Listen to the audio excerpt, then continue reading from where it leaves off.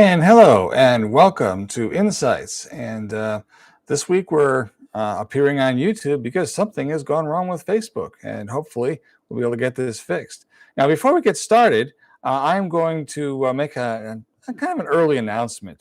I have recently discovered that Amazon is offering a new service which allows me to publish all of my existing books in hardcover, and I have been feverishly updating the inventory so that it is possible to have hardcover books. And so by the end of this week, they will all be available. And in case any of you are interested, they'll be available in hardcover. And I am ordering some so I can see what they look like. But I'm just letting you know that that's where it's going. And this will not remove anything. We still have the regular print-on-demand version available. And of course, they'll always be available in Kindle. And those that I have streamed on audio will be in audio as well, and I have more to do there too. But anyway, today I wanted to talk about an exciting topic that really is exciting to me for personal reasons. Now, let me explain what I mean by that. I very much want to get out of here. I very much want to leave this planet. And but the thing is, currently our offerings are kind of sparse. If I go to Mars, what are you really going to do on Mars?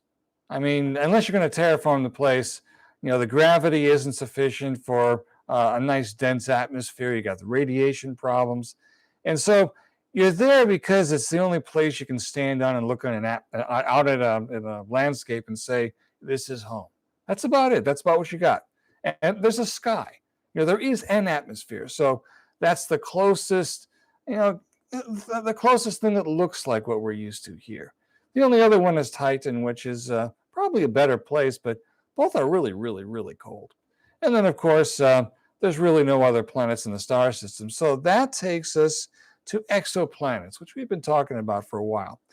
And I want to go back to the idea of the Mayflower and other, pilgrim vessels, because that's one of the things I write about. If you've read my series, The Turing Files, you'll see that Ramo basically got involved with a band of pilgrims, and the pilgrims were leaving Earth because they wanted freedom. They wanted basically to be able to make their own decisions, and they saw that Earth was closing in on them.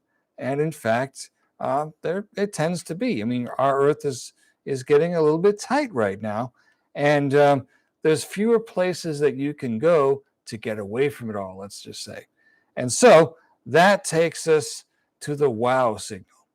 Now, the first wow signal appeared in 1977. In 1977, there was a radio pulse of some kind that just, came out of nowhere. And people said, wow. Literally, that's why it was called the wow signal. Somebody circled it and said, wow, because it looked artificial. And it looked to be coming from outer space. Now, that was a long time ago, never repeated. But now, as of this month, there is a second wow signal. And this was recorded on an observation point in Australia. And it was a single tone, but it sounded artificial. It was a narrow bandwidth. And guess where it's coming from? It's coming from Proxima Centauri. Now, Proxima Centauri is a star that just happens to be the closest star that you can get to Earth, which means it's a little over 4 light years from here. Now, that seems like a really short distance away, but it could take centuries to get there. I mean, realistically, it's nowhere near close to us, but that doesn't mean that there's not some potential here. So basically, if you were going to travel to a star, at least that's the one we're going to get to first. So maybe there's something there. Maybe there's a civilization, a signal of something. Now, there are, of course, loads of other things it could be. And they're not even quite sure it's coming from Proxima Centauri. They just, got it into that neighborhood, and it appears to be that's where it's coming from. And so there's a lot of questions, what ifs, answers. But here's the thing. Right now, this is what we got. This is something that it could indeed be viable. And we don't know exactly what it is. And The reason why it's important is because most of the time when something like this happens, it's really a signal coming from Earth. Because there's a lot of technology that's been launched into space, a lot of technology in orbit. And so occasionally we goof and we hear a signal coming from a satellite and it appears to be coming from space. And we say, aha, there it is. But then the next day someone says, no, that was that. Oh, okay.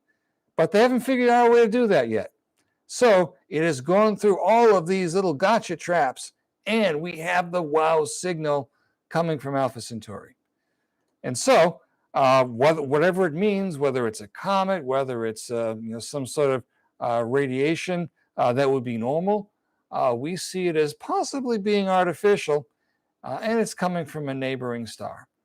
And so one question might be, why haven't we heard more from this neighboring star? It could be that they're deliberately being silent, but maybe at this point, somebody opened a door by accident. Oops, the Earthlings are going to hear us. But at the same time, it could be that that's the beginning. Maybe that's the beginning of their technology. Maybe that's 4 years ago, they started developing some program that we're going to hear more about. But either way, here's the question I have for you. Would you go to Alpha Centauri or to Proxima Centauri? Because there is a planet there, Proxima b, which is in the Goldilocks zone, meaning that it's got liquid water on its surface, or it could. And so that could be another place to live. Would you be willing to take a pilgrimage there if it turns out that Proxima Centauri has some sort of civilization? Would you be there to shake the hand or whatever of whoever's there to meet us? That is my question. And I'd be curious to see what you'd have to say. And I would. Have a good one. I'll see you next week.